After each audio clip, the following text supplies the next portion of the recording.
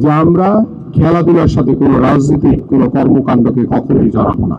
আসলে এই মোহামেডান ক্লাব দিয়ে আমার শুরু হয়েছিল ছোটবেলায়, সেই 94 আমি তখন জুনিয়র গোলকিপার হিসেবে মোহামেডান ক্লাবে খেলার সৌভাগ্য আমার হয়েছিল। সেই থেকে আমার পথ চলা।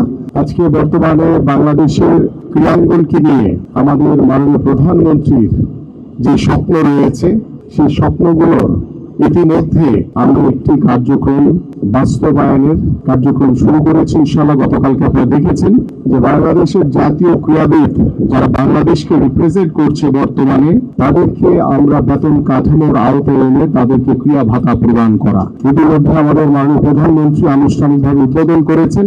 আমরা গতকালকে 129 জনকে দিয়েছি। আমরা এই কাঠামোটি হবে 500 জনের এবং আগামী 7 দিনের ভিতরে আমরা অন্যান্য সকল ইভেন্টের যারা জাতীয় খেলা রয়েছেন তাদেরকে এই বেতন কাঠামোর আওতায় এনে তাদেরকেও ক্রীড়া ভাতা প্রদান করা শুরু করবো ইনশাআল্লাহ আমরা খুব তাড়াতাড়ি।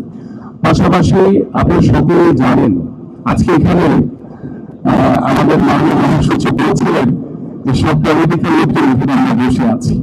আমরা এই কথাটি বলার উদ্দেশ্য হচ্ছে যে শুধু মোহামেডান ক্লাব না, আমি এখানে আহ্বানে রয়েছে, আমরাও সেই আহ্বানী ক্লাবে গিয়ে আমরা এখানে দলের ঊর্ধ্বে গিয়ে রাজনীতির ঊর্ধ্বে গিয়ে আমরা খেলাধুলাকে প্রতিষ্ঠিত করতে চাই। আমরা চাই সেই আহ্বানী ক্লাবকে, সেই আহ্বানী ক্লাব যাতে আবার স্বরূপে ফিরে আসে। আমরা চাই অন্যান্য ক্লাবগুলো রয়েছে তারা যাতে স্বরূপে ফিরে আসে।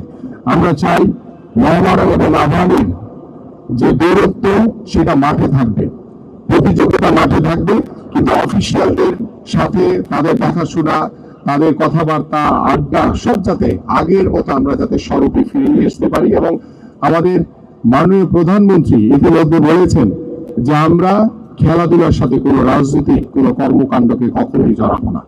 আমরা রাজনীতির ঊর্ধ্বে থেকে আমরা খেলাধুলাকে এগিয়ে নিয়ে যেতে চাই।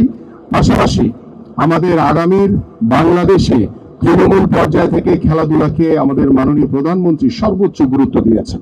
আপনারা সকলেই শুনে খুশি হবেন। ইতিমধ্যে গতকালকে আমাদের মাননীয় প্রধানমন্ত্রী বলেছেন যে আল্লাহর রহমতে আগামী 30 এপ্রিল সিলেট থেকে আমরা নতুন করে স্পোর্টস একই দিনে 64টি জেলা আমরা উদ্বোধন করবো ইনশাআল্লাহ।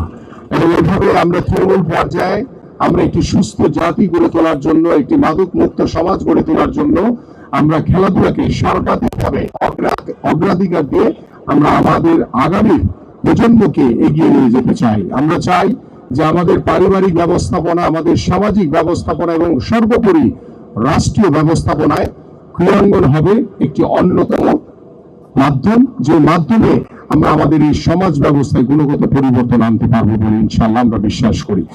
উপস্থিতি আজকের এই মোহামেডান ক্লাবে এখানে দীর্ঘদিন ধরে আমরা দেখেছি যে রাজনৈতিক বৈষম্যের কারণে এই ক্লাবগুলো অনেকাংশেই অনেকভাবে পিছিয়ে ছিল।